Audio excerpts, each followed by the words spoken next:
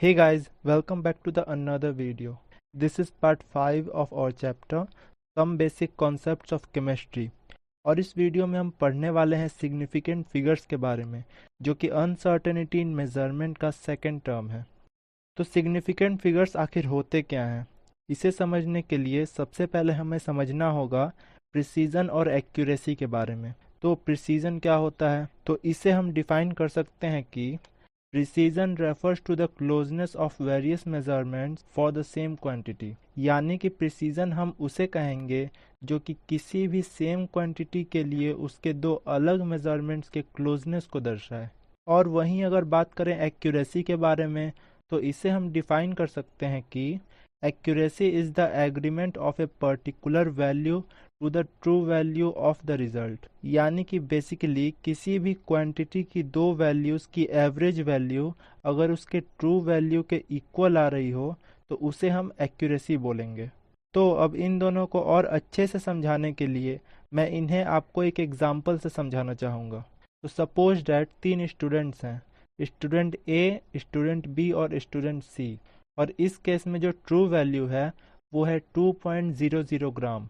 तो अब तीनों स्टूडेंट्स ने दो दो एक्सपेरिमेंट्स किए, जिसमें से जो स्टूडेंट ए के रिजल्ट्स आए वो थे 1.95 एंड 1.93, और जो स्टूडेंट बी के रिजल्ट्स आए वो थे 1.94 एंड 2.05, और वहीं स्टूडेंट सी के रिजल्ट्स आए 2.01 एंड 1.99।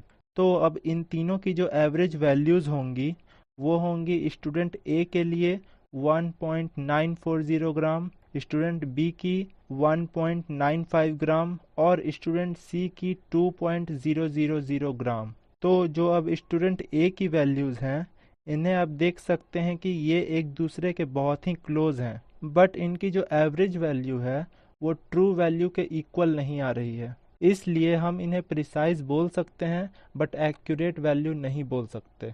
अब जो इसके बाद स्टूडेंट बी की वैल्यूज़ हैं, इन्हें हम ना ही प्रिसाइज बोल सकते हैं और ना ही एक्यूरेट, बिकॉज ये दोनों वैल्यूज़ ना ही एक दूसरे के क्लोज हैं और ना ही इनकी एवरेज वैल्यू ट्रू वैल्यू के इक्वल आ रही है। अब अगर बात करें स्टूडेंट सी के वैल्यूज़ की, तो ये वैल्यूज़ प्रिसाइज भी हैं और एक्यूरेट भी, क्योंकि ये दोनों वैल्यूज़ एक दूसरे के क्लोज भी हैं और इनकी एवरेज वैल्यू भी ट्रू वैल्यू के इक्वल आ रही है। तो आई थिंक अब इस एग्जाम्पल से तो आपको समझ में आ ही गया होगा प्रिसीजन और एक्यूरेसी के बारे में।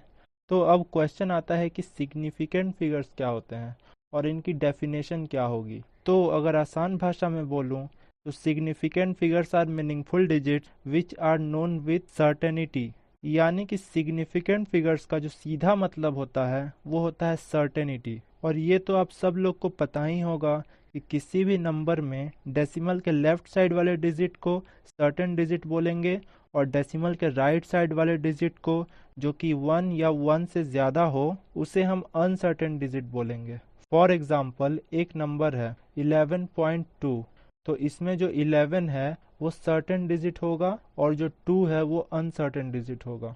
अब इसके अलावा इसका जो डेफिनेशन होगा वो आप कुछ ऐसे लिख सकते हैं कि the significant figures of a number are digits that carry meaningful contributions to the measurement resolution. अब इसके कैलकुलेशंस करने के लिए कुछ इंपॉर्टेंट रूल्स हैं जो कि आपको जान लेने चाहिए। तो फर्स्ट रूल है कि all non zero digits are significant, यानी कि ज़ीरो के अलावा बाकी सारे डिजिट सिग्निफिकेंट होते हैं। फॉर एग्जाम्पल इस नंबर में 3 सिग्निफिकेंट फिगर्स हैं, बट इस वाले नंबर में सिर्फ 2 सिग्निफिकेंट फिगर्स हैं। तो अब रूल नंबर सेकंड है कि zeros preceding to first non-zero digits are not significant. Such zero indicates the position of decimal point.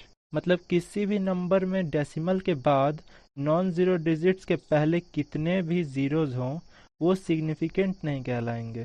For example इस नंबर में एक सिग्निफिकेंट फिगर है और इस वाले नंबर में 2 सिग्निफिकेंट फिगर्स हैं, क्योंकि इसमें डेसिमल के बाद जो भी ज़ीरोज़ हैं वो नॉन ज़ीरो डिजिट्स के पहले हैं। बट वहीं केस चेंज हो जाता है रूल नंबर थर्ड में।